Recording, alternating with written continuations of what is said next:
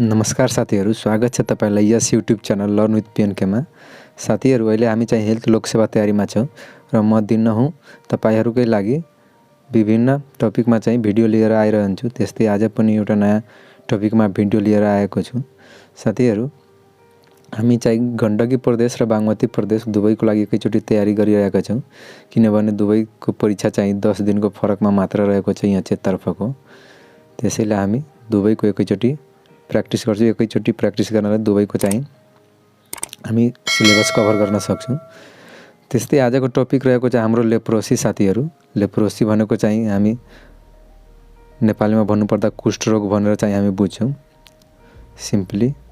अर्थात् कुष्ठरोग भनेको के हो भन्नु भने त्यस्तो अवस्थामा हामीले लेप्रोसी भनेर बुझ्नुपर्छ। साथीहरू, म आफ्नो च्यानलमा यस्तै विभिन्न टपिकमा धेरै भिडियोहरू हालेको छु। तपाईहरुले हेर्न चाहनुभयो कृपया भिजिट गर्नुहोला र म आउने दिनहरुमा पनि बाँकी रहेको टपिकमा चाहिँ भिडियो लिएर आइरहन्छु। त्यसैले कृपया च्यानल सब्स्क्राइब गर्नुहोला र तपाईहरु आफ्नो साथीहरुलाई पनि सजेस्ट गर्नुहोला। यदि कोहीसँग नोट छैन वा कसैलाई कुनै कन्फ्युजन छ भने त्यस्तो अवस्थामा यो कन्फ्युजन क्लियर गर्नको लागि यो भिडियो निकै नै महत्त्वपूर्ण हुनेछ। र आजको टपिक त्यसो पनि धेरै महत्त्वपूर्ण रहेको छ, किनभने योबाट लगभग हामी यो भन्न सक्छौँ कि फिक्सै हुन्छ कि एउटा न एउटा क्वेशन यसबाट आउँछ नै। यो लेप्रोसी भनेको चाहिँ निकै नै महत्त्वपूर्ण रहेको छ लोकसेवाको हिसाबले। लगभग हरेक एक्जाममा लोकसेवाको एक्जाममा एउटा न एउटा क्वेशन यसबाट हुने नै गर्छ। त्यसैले कृपया ध्यान दिएर यो भिडियो हेर्नुहोला। अब हामी चाहिँ विषयवस्तुतर्फ लाग्छौँ। लेप्रोसीको बारेमा के कस्तो इम्पोर्टेन्ट रहेको छ यसमा। सर्वप्रथम यो ब्याक्टेरियल डिजिज हो, अथवा लेप्रोसीलाई चाहिँ हामी ब्याक्टेरियल डिजिजको रूपमा लिन्छौँ र कज्ड बाई माइकोबैक्टेरियम लेप्री, अर्थात् यसको कजेटिभ एजेन्टको रूपमा चाहिँ माइकोबैक्टेरियम लेप्री रहेको छ।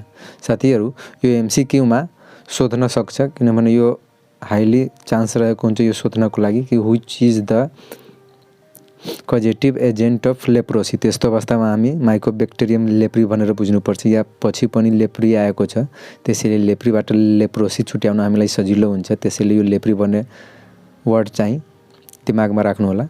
र यो एएफबी को फुल फर्म चाहिँ एसिड फास्ट बेसिलाई हुन्छ, अर्थात् यो माइकोबैक्टेरियम लेप्री चाहिँ एएफबी अन्तर्गत पर्दछ। एएफबी अन्तर्गत पर्ने भनेको एउटा ट्युबरक्लोसिसको पनि हो, माइकोबैक्टेरियम ट्युबरक्लोसिसको। त्यस्तै यो पनि एएफबी अन्तर्गत अर्थात् एसिड फास्ट बेसिलाई अन्तर्गत पर्छ। त्यस्तै नेक्स्ट हाम्रो यसको इम्पोर्टेन्ट रहेको चाहिँ इट इज ओल्डेस्ट डिजिज, अर्थात् लेप्रोसीलाई ओल्डेस्ट डिजिज भनेर पनि भन्छ। ओल्डेस्ट डिजिज अफ म्यानकाइन्ड भनेर मेनली बुझिन्छ। ओल्डेस्ट डिजिज अफ म्यानकाइन्ड भनेर आयो भने त्यस्तो अवस्थामा पनि हामीले यो नै बुझ्नुपर्छ लेप्रोसी। त्यस्तै सोसियल डिजिज भनेर आए पनि हामीले लेप्रोसीलाई बुझ्नुपर्छ। साथीहरू, यो सोसियल डिजिज भनेको चाहिँ ट्युबरक्लोसिसलाई पनि भनिन्छ, तर त्यसलाई क्लिनिकल सेटअपमा चाहिँ सोसियल डिजिज भनेको, तर यसलाई चाहिँ रियलीमा सोसियल डिजिज भनेर बुझिन्छ। यदि दुइटै आयो भने त्यस्तो अवस्थामा हामी लेप्रोसी नै बुझ्नुपर्छ, र यदि लेप्रोसी आएन भने त्यस्तो अवस्थामा मात्र हामीले ट्युबरक्लोसिस बुझ्नुपर्छ, अर्थात् टिबी। त्यस्तै नेक्स्ट यसलाई सोसियली डिस्क्रिमिनेटेड डिजिज भनेर भनिन्छ, किनभने पहिलाको समयमा, अहिले त त्यति डिस्क्रिमिनेसन छैन, तर पहिले यो लेप्रोसी भएको कुष्ठरोग लागेको मान्छेलाई चाहिँ कोही आफू सामु बस्न दिँदैन थियो, कोहीसँग घुलमिल गर्न दिँदैन थियो, त्यसलाई एउटा छुट्टै राखिन्थ्यो छुट्टै ठाउँमा। त्यसैले यसलाई सोसियली डिस्क्रिमिनेटेड डिजिज भनेर पनि चाहिँ बुझिन्छ। त्यस्तै नेक्स्ट रहेको चाहिँ more infective and lace pathogenic, अर्थात् यसको इन्फेक्टिभिटी चाहिँ धेरै नै रहेको हुन्छ, तर यसको प्याथोजेनिसिटी चाहिँ एकदमै कम हुन्छ। त्यसैले यसलाई more infective and lace pathogenic भनेर भनिएको छ। र लङ इन्क्युबेसन पिरियड, अर्थात् यसको सबैभन्दा धेरै इन्क्युबेसन पिरियड हुने गर्दछ।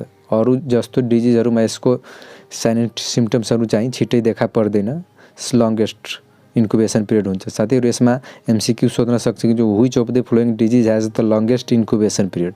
त्यस्तो अवस्थामा हामीले लेप्रोसी भनेर बुझ्नुपर्छ। त्यस्तै नेक्स्ट रहेको चाहिँ ह्यान्सेन डिजिज, अर्थात् लेप्रोसीलाई ह्यान्सेन डिजिज भनेर पनि भनिन्छ, किनभने ह्यान्सेन भन्ने व्यक्तिले यो लेप्रोसी पत्ता लगाएको हो, त्यसैले यसलाई ह्यान्सेन डिजिज भनेर पनि भनिन्छ। त्यसैले यो पनि एमसीक्यूमा सोध्न सकिन्छ कि which of the following disease is known as Hansen disease, अथवा ह्यान्सेन डिजिज भनेर कुन डिजिजलाई अथवा लेप्रोसीको अर्को नाम के हो त्यस्तो अवस्थामा हामीले ह्यान्सेन डिजिज भनेर बुझ्नुपर्छ। त्यसमा नेक्स्ट इम्पोर्टेन्ट पोइन्ट रहेको चाहिँ हाम्रो it is disease of peripheral nervous system, अर्थात् यो लेप्रोसीले सबैभन्दा बढी एफेक्ट गर्ने भनेको चाहिँ पेरिफेरल नर्भस सिस्टमलाई हो, त्यसमा पनि एफेक्टिङ स्वान सेल, अर्थात् यसले पेरिफेरल नर्भस सिस्टमको पनि स्वान सेललाई यसले बढी एफेक्ट गर्दछ। यो पनि एमसीक्यूमा सोध्न सकिन्छ, which of the system is mostly affected by leprosy, त्यस्तो अवस्थामा हामीले पेरिफेरल नर्भस सिस्टम बुझ्नु पर्दछ। त्यस्तै नेक्स्ट यसमा रहेको चाहिँ लेप्रोसी प्राइमरली एफेक्ट नर्भ्स, अर्थात् यसले सबैभन्दा पहिला एफेक्ट गर्ने भनेको नर्भ्सहरूलाई हो, but symptoms appear in skin, यो नर्भहरूलाई एफेक्ट गर्ने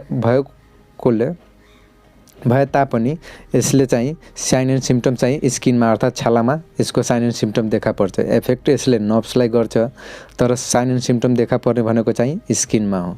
त्यस्तै नेक्स्ट यसमा इम्पोर्टेन्ट पोइन्ट रहेको छ must commonly effect nerve is ulnar nerve, अर्थात् यसले सबैभन्दा बढी एफेक्ट गर्ने नर्भ कुन हो त त्यस्तो अवस्थामा हामी अल्नर नर्भ भनेर चाहिँ हामी बुझ्नुपर्छ। साथै यसको प्रोनाउन्सिएसन अलिक गाह्रो भए जस्तो छ। अल्नर नर्भलाई यसले सबैभन्दा बढी एफेक्ट गर्छ।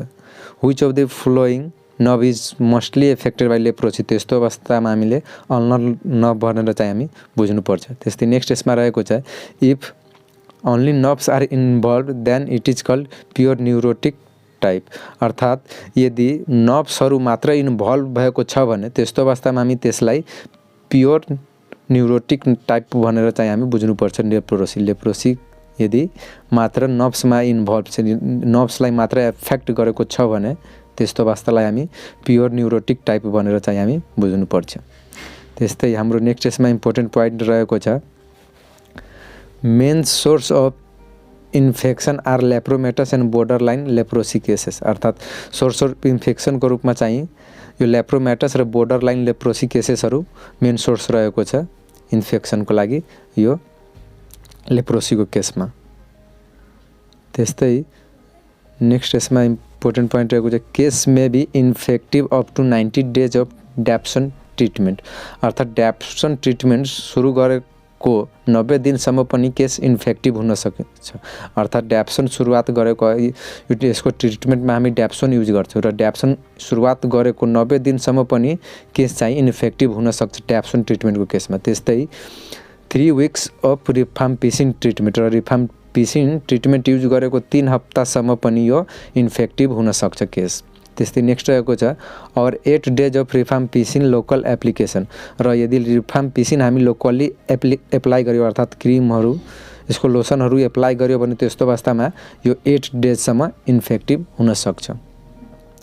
त्यस्तै यसमा नेक्स्ट इम्पोर्टेन्ट पोइन्ट रहेको छ हाम्रो लेप्रोसी युजुअली एफेक्ट ह्युमन, अर्थात् लेप्रोसी र सबैभन्दा बढी एफेक्ट गर्ने भनेको मान्छेलाई हो तर यसले अरू जनावरहरूलाई पनि एफेक्ट गर्न सक्छ र त्यो के हो but can also effect monkey, यसले बाँदरहरूलाई पनि एफेक्ट गर्न सक्छ। त्यस्तै चिम्पान्जीलाई पनि यसले लेप्रोसीले एफेक्ट गर्छ। त्यस्तै नेक्स्ट रहेको छ आर्माडिलो भनेर, यो आर्माडिलो भनेको माउस लाइक एनिमल अर्थात् मुसा जस्तो यो जनावर हो। साथीहरू कहिलेकाहीँ यो आर्माडिलो भनेर पनि सोध्न सक्छ कि आर्माडिलोमा कुन डिजिज हुन सक्छ, त्यस्तो अवस्थामा हामी लेप्रोसी बुझ्नुपर्छ किनभने आर्माडिलोमा पनि लेप्रोसी हुने चान्स हुन्छ। त्यस्तै नेक्स्ट रहेको छ nose is the major portal of exit, अर्थात् यो लेप्रोसी कुन पोर्टल अफ एक्जिटबाट चाहिँ एक्जिट हुन्छ भने त्यस्तो अवस्थामा नोज बुझ्नुपर्छ। नाक चाहिँ यसको मेजर पोर्टल अफ एक्जिट, अर्थात् नाकबाट चाहिँ निस्किने रहेको हुन्छ यसको मेजर पोर्टल चाहिँ।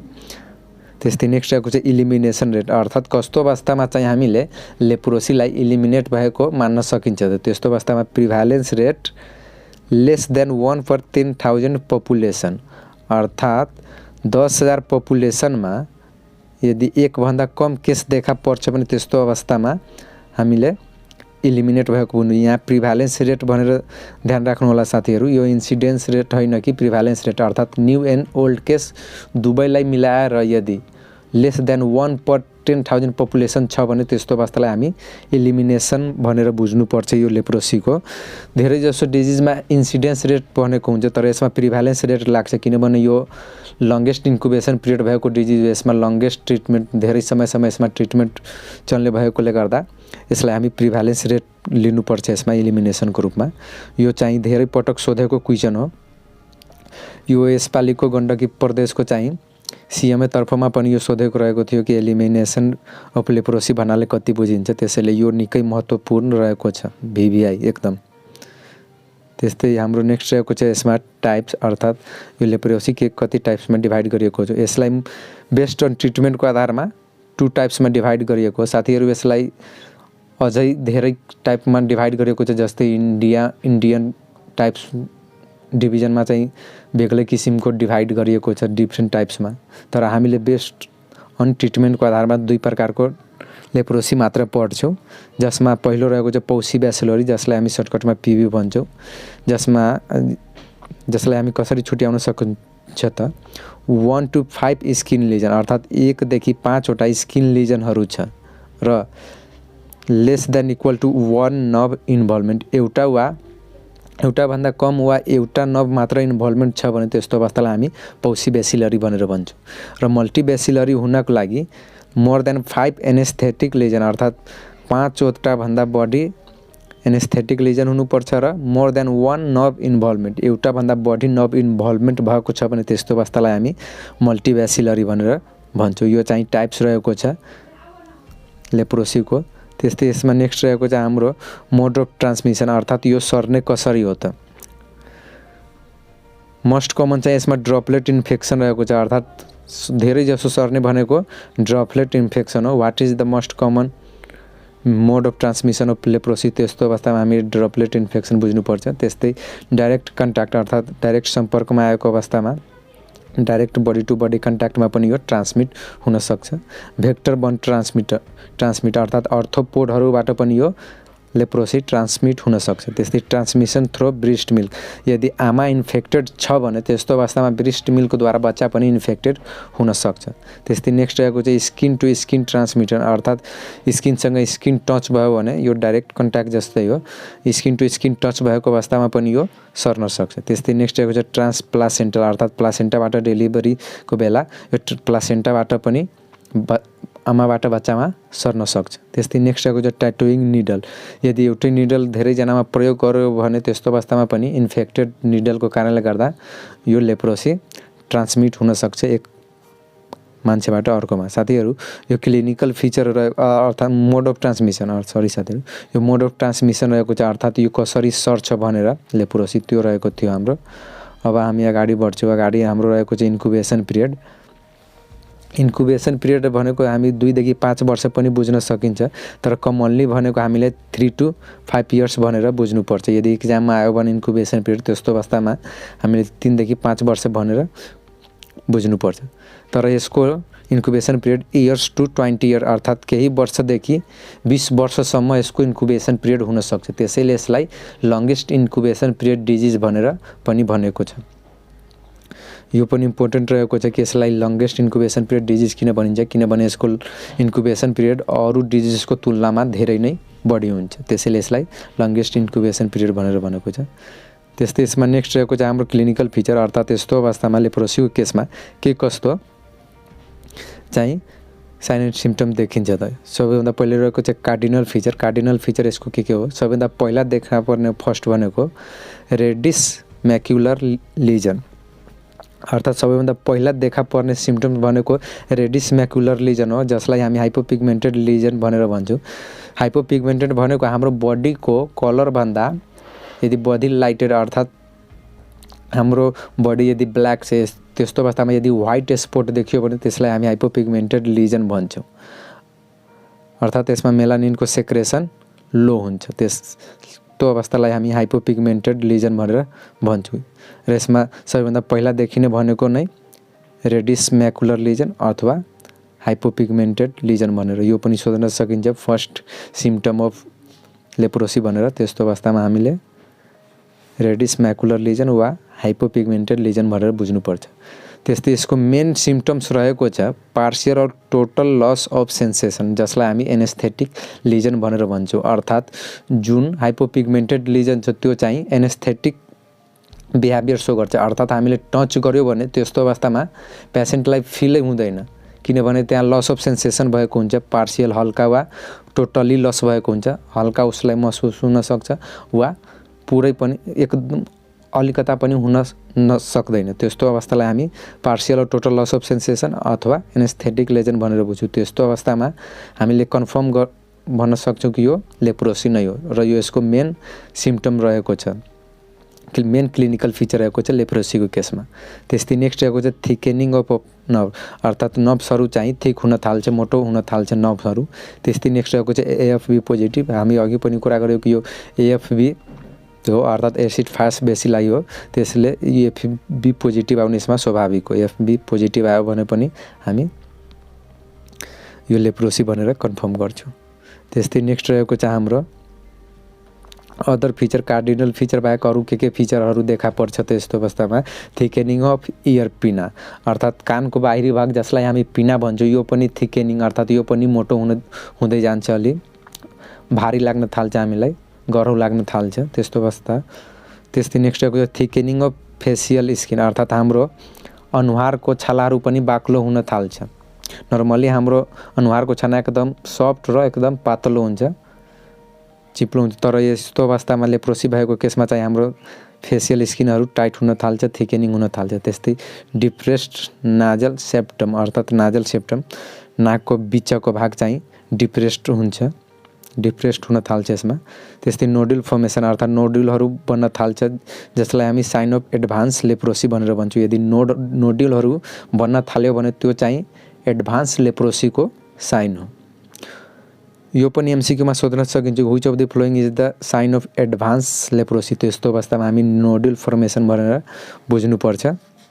त्यस्तै नेक्स्ट रहेको छ ल्याग अफ थाल्मस। ल्याग अफ थाल्मस भनेको आइलिड यदि पार्सियली वा टोटली खोल्न सक्दैन भने, अर्थात् inability to open the eyelid, त्यस्तो अवस्थालाई हामी ल्याग अफ थाल्मस भन्छौँ। अर्थात् आँखा खोल्न, आँखाको यो लिडहरू खोल्न सक्दैन, त्यस्तो अवस्थालाई हामी ल्याग अफ थाल्मस भनेर भन्छौँ। नेक्स्ट रहेको छ ह्यान्ड ड्रुप और फुट ड्रप भनेर, अर्थात् यो औँलाको, हातको औँलाहरू वा खुट्टाको औँलाहरू चाहिँ खस्न थाल्छ, जसलाई हामी अर्गन लस भनेर पनि भन्न सक्छौँ। अर्थात् जुन ठाउँमा यो लेप्रोसी देखिन्छ, यो म्याकुलर लिजनहरू, त्यो भाग बिस्तारै यदि अनट्रिटमेन्ट पाएको छैन भने त्यस्तो अवस्थामा यो अर्गन लस हुन सक्छ, जस्तै कि हातको औँलाहरू, खुट्टाको औँलाहरू चाहिँ लस हुन सक्छ र त्यसपछि डिसेबिलिटी हुने सम्भावना हुन्छ। अर्थात् औँला लस भयो भने वा खुट्टाको औँला या हात लस भयो भने त्यस्तो अवस्थामा सिम्पली चाहिँ डिसेबिलिटी हुन्छ।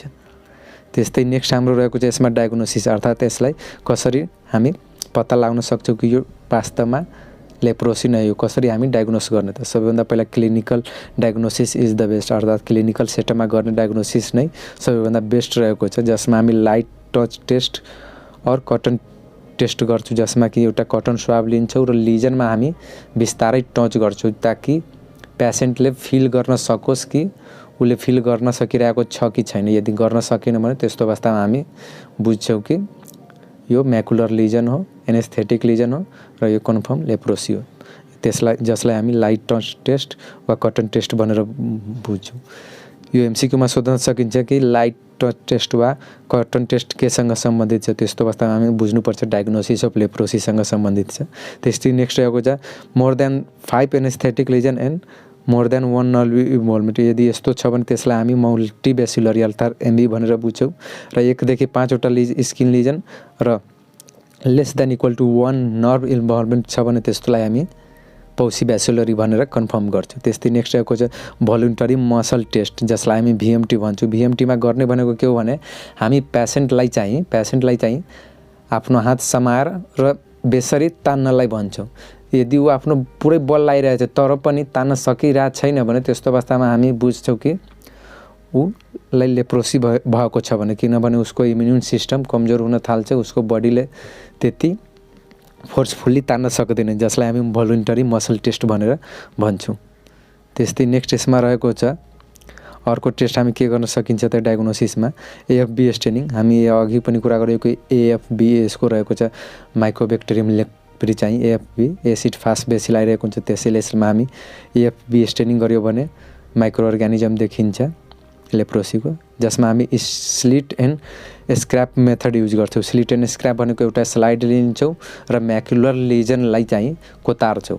यसमा साथीहरू हामीले माथिको स्किनको कभरिङ मात्र हामीले कोतार्छौँ। यदि ब्लड चाहिँ कोतार्यो भने त्यस्तो अवस्थामा यो नदेखिन सक्छ। त्यसैले यसमा हामीले माथिको कभरिङ अर्थात् माथिको स्क्रैप मात्र लिन्छौँ, माथिल्लो भाग मात्र हामीले स्क्रैप गर्छौँ। ब्लड यसमा आउनु भएन र त्यसलाई हामी टेस्ट गर्छौँ, माइक्रोस्कोपमा एक्जामिन गर्छौँ। त्यस्तो अवस्थामा पोजिटिभ आयो भने त्यसले चाहिँ मल्टिबेसिलरी हो भनेर कन्फर्म गर्छ। त्यस्तै नेक्स्ट रहेको चाहिँ लेप्रोमिन टेस्ट र यो लेप्रोमिन टेस्ट चाहिँ not used for the diagnosis. यो डायग्नोसिसको लागि युज गरिँदैन। यो युज गर्ने भनेको use to check immune response अर्थात् इम्युन सिस्टम उसको कतिको काम गरिरहेको छ, इम्युन रेस्पोन्स कतिको छ त्यो जाँच्नको लागि हामीले लेप्रोमिन टेस्ट गर्ने हो। त्यस्तै यसमा नेक्स्ट रहेको छ हिस्टामिन टेस्ट। हिस्टामिन टेस्ट भनेको के हो त? The histamine test is very reliable method for detecting at an early stage of peripheral nerve damage due to leprosy. यदि लेप्रोसीको कारणले गर्दा nerve damage peripheral nerve damage भएको छ भने त्यस्तो अवस्थामा हामीले हिस्टामिन टेस्टबाट पत्ता लगाउँछौँ। यो हिस्टामिन टेस्ट गर्यो भने हामीले पेरिफेरल नर्भ ड्यामेज भएको छ कि छैन भनेर चाहिँ हामी पत्ता लगाउँछौँ यो histamine टेस्टबाट।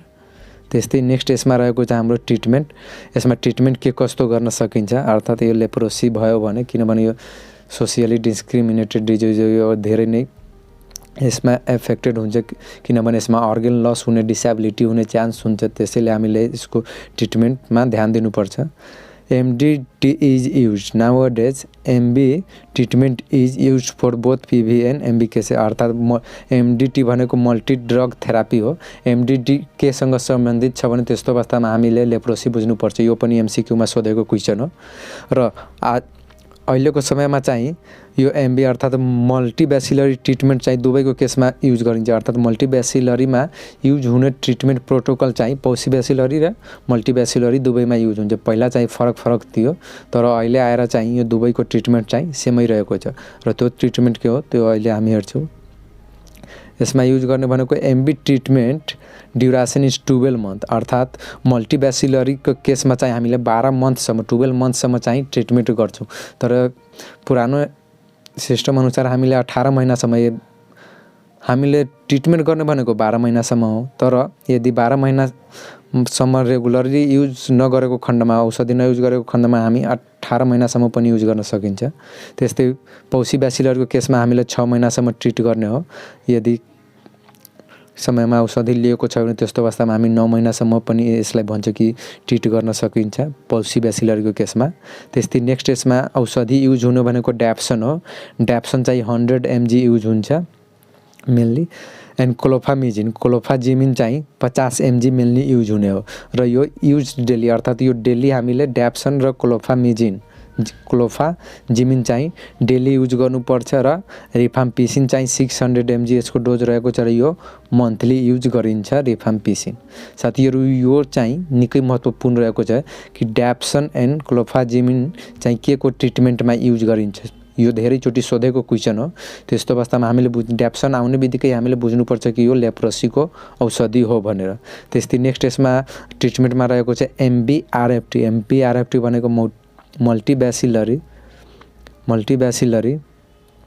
Relapse for treatment cases should be follow up once a year for 5 years अर्थात् यो मल्टिबेसिलरी भएको पेसेन्ट निको भएपछि पनि प्रत्येक वर्ष एकचोटि 5 वर्षसम्म चाहिँ डक्टरलाई भेट्नुपर्छ कि यो वास्तवमा एकदमै पुरै निको भएको छ कि छैन भनेर रिएपियर नहुनको लागि 5 वर्षसम्म प्रत्येक वर्ष चाहिँ डक्टरलाई भिजिट गर्नुपर्छ, फलोअपको लागि आउनुपर्छ। त्यस्तै पौसीबेसिलरीको केसमा चाहिँ प्रत्येक वर्ष 2 वर्षसम्म भिजिट गर्नुपर्छ अर्थात् वर्षमा एकचोटि 2 वर्षसम्म पौसीबेसिलरीको केसमा डक्टरलाई फलोअपको रूपमा भेट्नुपर्छ। त्यस्तै नेक्स्ट रहेको चाहिँ हाम्रो प्रिभेन्सन अर्थात् यसलाई प्रिभेन्ट कसरी गर्न सकिन्छ, कसरी लेप्रोसीबाट बच्न सकिन्छ। त्यसको लागि हामी अर्ली डायग्नोसिस अर्थात् साइन एन्ड सिम्पटम्स देख्नुभन्दा पहिला अर्थात् पहिला नै हामीले योबाट बचेर बस्नुपर्छ, अर्ली डायग्नोसिस गर्नुपर्छ। त्यस्तै ट्रिटमेन्ट अर्थात् ट्रिटमेन्टलाई बढी प्राथमिकता दिनुपर्छ। अर्थात् जसलाई भएको छ त्यस्तो अवस्थामा यदि हाम्रो गाउँघरमा हाम्रो घरमा या छिमेकमा कसैलाई भएको छ भने त्यस्तो अवस्थामा हामीले ट्रिटमेन्ट प्रमोट गर्नुपर्छ ताकि अरूलाई नसरोस् भनेर। किनभने हामी अघि पुनः कुरा गऱ्यौँ कि डाइरेक्ट कन्ट्याक्टबाट ड्रपलेट इन्फेक्सनबाट यो सर्न सक्छ। त्यसैले हामीले ट्रिटमेन्टलाई प्रमोट गर्छौँ जसलाई ट्रिटमेन्ट चाहिन्छ। त्यो यो चाहिँ प्रिभेन्सनको रूपमा रहेको छ। नेक्स्ट रहेको छ एसडिआर अर्थात् सिङ्गल डोज रिफाम्पिसिन। प्रिभेन्सनको रूपमा हामी सिङ्गल डोज रिफाम्पिसिन पनि युज गर्न सक्छौँ। त्यस्तै अर्को रहेको छ एलपिइपी अर्थात् लेप्रोसी पोस्ट एक्सपोजर प्रोफाइलेक्सिस। यो पनि प्रिभेन्सनको रूपमा युज गरिन्छ एलपिइपी। त्यस्तै नेक्स्ट रहेको चाहिँ बिसिजी भ्याक्सिनेसन। यो बिसिजी साथीहरू यो बिसिजी भ्याक्सिनेसन भनेको चाहिँ मेनली चाहिँ टिबीको लागि प्रयोग गरिन्छ, तर यसले चाहिँ यो लेप्रोसी प्रिभेन्सन गर्नको लागि पनि मद्दत गर्छ। त्यसैले हामीले लेप्रोसी प्रिभेन्सनको लागि पनि हामीले बिसिजी खोप लगाएको हुनुपर्छ। त्यस्तै नेक्स्ट रहेको चाहिँ पिओआइडी भन्नाले चाहिँ prevention of injury and disability. अर्थात् हामीले अघि पनि कुरा गऱ्यौँ कि यसमा अर्गन लस हुनसक्छ, फुट ड्रप या ह्यान्ड ड्रप हुनसक्छ र त्योबाट बच्नको लागि हामीले चाहिँ prevention of injury and disability चाहिँ प्रिभेन्ट गर्नुपर्दछ। यो सर्भिस पनि हामीले प्रोभाइड गर्नुपर्छ ताकि डिसेबिलिटी नहोस् भनेर। साथीहरू यो हाम्रो रहेको थियो लेप्रोसीको बारेमा एउटा detail video, most important video. किनभने योबाट क्वेसन सोध्ने फिक्सै हो र कुन कुन क्वेसन चाहिँ सोध्न सक्छ र कुन कुन क्वेसन सोधिसकेको हो त्यो कुरा म यो भिडियोमा धेरै राम्ररी बताएको छु। कृपया तपाईहरु त्यो कुरालाई नोट गर्नुहोला र एउटा सेपरेट नोटमा बनाएर राख्नुहोला र यो भिडियो मन परेमा साथीहरुसँग शेयर गर्नुहोला साथीहरु, किनभने यो निकै महत्त्वपूर्ण रहेको छ। साथीहरु यो भिडियो मन परेमा कृपया लाइक गर्नुहोला भिडियोलाई, त्यस्तै साथीहरुसँग शेयर पनि गर्न सक्नुहुन्छ। त्यस्तै यो च्यानललाई कृपया सब्स्क्राइब गरेर साथ दिनुहोला र बेल आइकन थिची चाहिँ अल नोटिफिकेसन प्रेस गर्नुहोला ताकि आउने समयमा म भिडियो अपलोड गर्दा तपाईहरुले समयमा नोटिफिकेसन पाउन सक्नुहोस्। र साथीहरु यो भिडियो बारे चाहिँ के कस्तो सल्लाह सुझाव छ कृपया कमेन्ट गर्नुहोला फिडब्याकको लागि। एन्ड अन्तमा तपाईलाई थ्यांक्स फर वाचिङ।